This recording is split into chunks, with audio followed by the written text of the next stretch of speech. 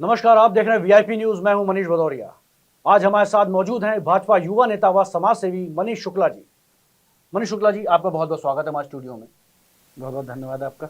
मनीष शुक्ला जी, सबसे पहले हम आपसे यही जानना चाहते हैं कि राजनीति में आपका आना कैसे हुआ और समाज सेवा से आप कैसे जुड़े। सबसे पहले आपको मैं धन्यवाद देना चाहता हूँ। उत्तर प्रदेश की धरती को आपने चुना और अपना चैनल आप उत्तर प्रदेश की धरती पे लेके आए और आप 24 करोड़ जनता के सही न्यूज़ दीजिए, सही उनका मार्गदर्शन करिए और जो चीज़ सही है उस चीज़ को लेके आइए। इसके लिए मैं आपको आपके भविष्य की शुभकामनाएं देता हूँ और मेरा पूरा सहयोग आपके साथ हमेशा रहेगा।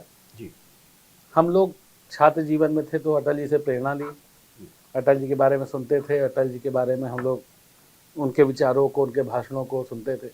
तब राम जन्मभूमि आंदोलन आया, उस आंदोलन में परिवार जुड़ा, परिवार के साथ मैं भी जुड़ा और जुड़ते जुड़ते ये यात्रा वहीं से प्रारंभ हो गई। 1997 में भारतीय जनता पार्टी का सक्रिय सदस्य बना। उसके बाद सन 99 और 2000 के आसपास में पदाधिकारी रहा और उसके बाद से आज तक ईश्वर के ने जो मुझे आशीर्वाद दिया उस रूप में मैं इस पार्टी का सेवा करता आ रहा हूँ और मुझे पूर्ण विश्वास है और गर्व है कि इस पार्टी का सदस्य होना भी एक ईश्वरीय चमत्कार है। एक ऐसी पार्टी जो देश में आखिरी जो व्यक्ति है, जो दीनदयाल जी की परिकल्पना थी कि आखिरी व्यक्ति के सपनों को साकार करने वाली, उसके पास ये मूलभूत सुविधाएं हों, ऐसी पार्टी का मैं कार्य करता हूँ। ये मेरे लिए सौभाग्य का विषय है। मनीष जी, आप समाज सेवा से भी जुड़े हुए हैं। समाज सेवा को लेकर भी कुछ बताइए, इधर आपका रुख कैसे हुआ। राजनीति समाज सेवा का ही दूसरा नाम है जी। राजनीति को अगर आप ठीक से समझें तो आप यही है ना कि कोई भी व्यक्ति जो परेशान है, जिसको सत्ता शासन से लाभ नहीं मिल रहा और आप सामाजिक व्यक्ति हैं, तो अगर आप उसके चेहरे पे खुशी के भाव ला पा रहे, यही समाज सेवा है। अब उसको अब नए जैसे जैसे समय आगे बढ़ता गया तो लोग संस्थाएं बनाते गए, जुड़ते गए, लेकिन उसका आखिरी विषय तो कुल मिला के यही है कि आप एक दुखी चेहरे पे मुस्कान कैसे दे सकते हैं। और वो चाहे जिस भाव में आप दे दीजिए, चाहे आप किसी को नौकरी दिला के दे दीजिए, चाहे आप किसी के दुख दर्द में मदद कर दीजिए, किसी की आग लगी हो सहायता पहुंचा दीजिए। उसके प्रभु ने अनेकों तरीके बनाए हैं, उन अनेकों तरीकों में जिसको आपको ईश्वर माध्यम बनाने का, आप उसी तरह से समाज सेवा कर सकते हैं। इसका कोई एक विशेष प्रारूप नहीं। ये राजनीति का ही पहला सिद्धांत है। जब तक आप समाज सेवी नहीं होंगे तब तक आप अच्छे राजनीतिक हो ही नहीं सकते। जी मनीष जी, आप युवा राजनेता हैं बीजेपी के, तो अगर बात की जाए युवाओं को लेकर, तो युवाओं को किन समस्याओं को लेकर आप आगे बढ़ रहे हैं। ये देश का सौभाग्य है कि तो आप और हम देखते आ रहे हैं कि 2010 के बाद एक नए युग की शुरुआत हुई। जी। 2010 के पहले आप देखते थे कि बहुत सामान्य जीवन चलता था एक, और 2010 के बाद ऐसी ऐसी घटनाएं हमारे आपके जीवन में घटी कि हम लोग ने जिसकी परिकल्पना भी नहीं की, जो एक दादी के सपने की कहानियों की तरीके होती थी कि फ़ोन पे हम बात कर लेंगे, विदेश में बैठे लोगों से हम ऑनलाइन बात करेंगे, ऐसा लगेगा जैसे हमारे आमने सामने बैठे हैं। तो एक संचार क्रांति जो आई 2010 के बाद, उसने हर व्यक्ति को गांव से लेके शहर तक, हर युवा से लेके बुजुर्ग तक उसने एक चीज़ सिखा दी कि अगर आप मेहनत करेंगे और इस नई संचार क्रांति के अगर आप सीखने का प्रयास करेंगे तो आप इस आधुनिक दुनिया में आगे हो पाएंगे। जहाँ तक ये देश का सौभाग्य का विषय है कि आदरणीय मोदी जी, योगी जैसी सरकार मिली जिसने युवाओं के लिए इतना कुछ किया जो मुझे लगता है आज़ादी के बाद आज तक देश में नहीं हुआ। आप स्टार्टअप योजना कोई छोटी योजना नहीं है। स्टार्टअप योजना से आज इतने उद्यमी हर शहर में, हर छोटे छोटे जिलों में आज वो व्यवसाय कर रहे हैं।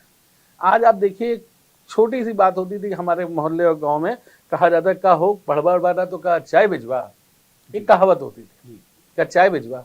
आज यही चाय बेचना एक फैशन बन गया है। आप लखनऊ में ही चले जाइए, फलाना MBA चाय वाला, फलाना फैशन टीवी पॉइंट, कुल्हड़ चाय, कुल्हड़। और मुझे लगता है कि बड़े से बड़े व्यवसायियों से अच्छी उनकी कमाई। जी बिल्कुल, बड़े से बड़े व्यवसायियों से अच्छी उनकी कमाई है। रोज का वो 10 से 15 हजार रुपए अपने घर बचा के लेके जा रहे हैं। जिसे कभी एक जुमला कहा जाता था, वो आज जुमला ऐसा हो गया कि युवाओं को एक नया रोजगार भी इससे मिला है और एक अच्छी इनकम कर पा रहे हैं। एक अच्छी इनकम कर पा रहे हैं, छोटे छोटे उद्योग लगा रहे हैं। कुल्हड़ पहले बहुत बड़ी चीज होती थी, अब घर घर में कुल्हड़ बनने का एक बड़ा उद्योग हो गया। मिट्टी का सही रूप से संचार हो रहा है। उसके साथ साथ छोटे छोटे उद्योग, तार बनाना, पेंट बनाना, एक एक बोल्ट बनाना, अब ऐसे ऐसे स्टार्टअप आ गई है मोदी और योगी सरकार ने युवाओं के लिए इतना कुछ कर दिया है, बैंक से लोन आसानी से मिलने लगे, आज वो सब अपने परिवार पे खड़े हो गए। मैं तो अभी गया था सुल्तानपुर रोड तरफ, तो एक युवा, बिल्कुल युवा लड़का, अभी उन्होंने अपनी पढ़ाई पूरी की और मोदी सरकार के स्टार्टअप योजना से वो ट्रे बनाते हैं अंडे बेचने वाली। जी एक मशीन वो गुजरात से लाए हैं, गुजरात से लाके मशीन दी, और मुझे कहते हुए बड़ा फक्र हो रहा है सरकार की योजनाओं पे कि जो व्यक्ति गांव में कभी सोचा नहीं था, उसने अपनी गांव का जमीन का सही उपयोग किया और आज प्रति माह वो कम से कम 1.5 से 2 लाख रुपए खुद बचा रहे हैं और अपने यहाँ 15 से 20 लोग को रोजगार भी दिया है। जी जी बिल्कुल।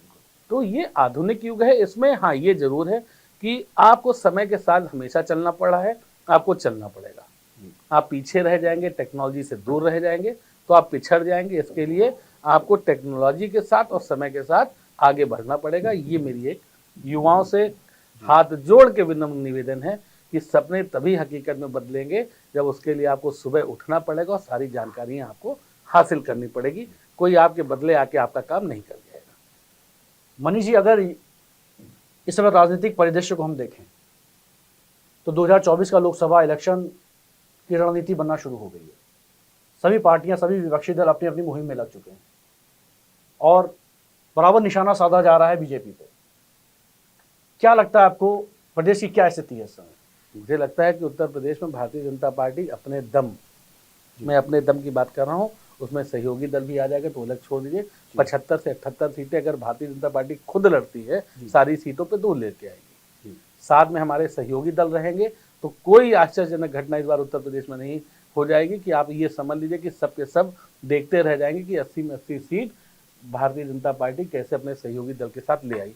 ये मैं नहीं कह रहा हूँ, हम लोग विचरण करते हैं, घूमते हैं, जाते हैं, पार्टी के कार्यक्रमों से जाते हैं, व्यक्तिगत कार्यक्रमों से जाते हैं। आप किसी भी जगह गाड़ी रोकिए और पूछ लीजिए तो लोगों के मन में एक अजीब सा, एक ऐसा उत्साह है कि जैसे उसको लगता है कि नहीं, उसकी दुनिया में अगर कोई है तो मोदी और योगी ही हैं। जी, वो नहीं रहेंगे तो उनके बच्चे सुरक्षित नहीं है, बेटियां सुरक्षित नहीं है, स्कूल नहीं जा पाएंगी। उनको लगता है कि अगर ये हट गए तो उनके परिवार का कोई ऐसा सदस्य हट जाएगा जिससे उनकी छत्र छाया खत्म हो जाएगी।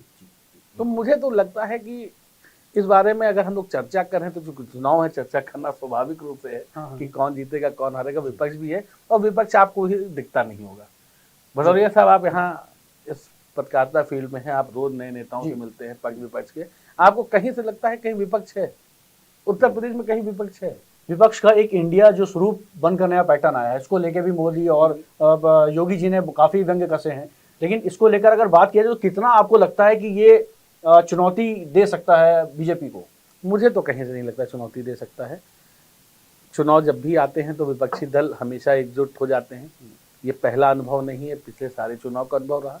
लेकिन हम अच्छी तरीके से देखते हैं, ना इनके साथ जनता है, ना इनके कोई एजेंडा है। ये जनता के सामने ये बता ही नहीं जाते कि ये हम सब मिलके क्या करेंगे। और जनता अब विश्वास कर चुकी है और जनता को उसके विश्वास का नतीजा मोदी और योगी के रूप में मिल चुका है। अब जनता चाहती है कि स्वास्थ्य सेवाएं ऐसी हों। जनता ने कभी कल्पना नहीं की थी कि 5 लाख तक का इलाज मोदी सरकार में मुफ्त में हो जाएगा। जनता ने कभी कल्पना नहीं की थी कि जिनके घर में कोई होगा नहीं उसके घर में छत हो जाएगी। जनता ने कभी कल्पना नहीं की थी कि उसकी माताएं बहनें शौच में जाती थी, रात को गाड़ियां चलती थी, वो शौच अधूरा छोड़ के बहुत ही मुंह से शब्द नहीं है ऐसी चीजें बोलने का, आज मोदी सरकार ने शौचालय देके वो काम कर दिया है। मतलब वो मूलभूत चीजें जो सबका हक है, इन कांग्रेस ने और इस तथाकथित गठबंधन जो एनडीए है, इन्होंने मूलभूत चीजों से हमेशा जनता को दूर रखा है। उसी का परिणाम है ये बाहर हैं, बाहर थे और बाहर रहेंगे।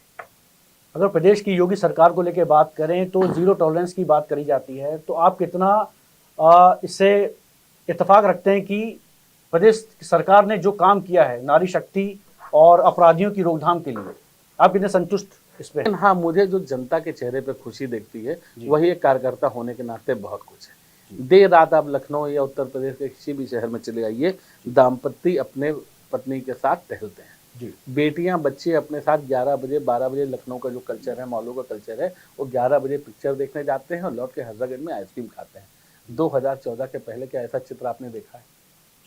जिस शहर के अंदर, जिस लखनऊ राजधानी के अंदर कप्तान के घर में घुस के गुंडे गाड़ी चढ़ा देते हैं, उस लखनऊ में ऐसी ही होगी, उस उत्तर प्रदेश में ऐसा माहौल होगा कि बेटियां, बच्चे, माँ बाप एक साथ टहल रहे हैं, कोई छेड़ नहीं रहा, कोई छीटाकशी नहीं कर रहा। अपवाद की मैं बात नहीं करता, परिस्थितिजनक घटना की मैं बात नहीं करता, लेकिन कुल मिला के जो माहौल है वो इतना शांतिप्रिय माहौल है कि गुंडे या तो प्रदेश छोड़ चुके हैं, या जहन्नम में जा चुके हैं, या जेल में दुबके बैठे हैं कि हमें बाहर नहीं आना है। और जब तक ये राज है तब तक वाकई में हम एक राम राज की ओर अग्रसर हैं, और निश्चित रूप से ये राम राज उत्तर प्रदेश और भारत में समान गति से चल रहा है और आगे तीव्र गति से चलेगा। और हर घर में सुरक्षा का माहौल है, हर महिलाएं, हर बच्चे खुश हैं, इसकी आप कहीं भी जाके तस्दीक कर सकते हैं। कितना आप सपा के कार्यकाल और बीजेपी के कार्यकाल की अगर तुलना की जाए तो आप कैसे करेंगे? मैं बस ऐसे ही करूंगा जैसे कि एक बड़ी संस्था हो जो बच्चे देती हो, जी, डॉक्टर इंजीनियर देती हो, ऐसी संस्था मेडिकल कॉलेज हो या कोई भी हो, और वही संस्था पूछे कि मेडिकल कॉलेज मतलब डॉक्टर क्यों नहीं बन रहे हैं, तो भाई डॉक्टर इसलिए नहीं बन रहे हैं कि अपराध की जो संस्था थी वो समाजवादी पार्टी थी। गुंडे, माफिया, बलात्कारी उस संस्था से निकला करते थे। अब उसी का प्रिंसिपल पूछे कि अपराध बढ़ रहा है, ये तो वही जवाब दे सकते हैं और कोई दे नहीं सकता। इतिहास गवाह है, सारे विधायक, उनके जितने मैक्सिमम विधायक थे, जितने अपराधी थे, सब समाजवादी पार्टी के मुखियाओं के साथ उनकी फोटो है, सब कुछ है, और वो उन्हीं की हक की भी लड़ाई लड़ते हैं। और वो अगर ऐसा सवाल भारतीय जनता पार्टी से पूछें तो अपना टाइम पास कर रहे हैं, क्योंकि वो अपनी पार्टी के मुखिया हैं, उनको भी आपके सामने कुछ कहना है, उनको भी कुछ रखना है, तो इस नाते वो रख रहे हैं। इस बात में कहीं कोई भी तथ्य नहीं। तो आज दर्शकों, मनीष शुक्ला जी हमारे साथ मौजूद थे, जो कि युवा बीजेपी नेता और समाज सेवी रहे हैं। आपका स्टूडियो में आने के लिए बहुत बहुत धन्यवाद। आपका बहुत बहुत धन्यवाद। मेरी शुभकामनाएं पुनः आपके साथ हैं कि आपका चैनल इसी और अग्रसर बढ़े और आप जनता को सही तस्वीर इस प्रदेश और देश के बारे में देते रहें।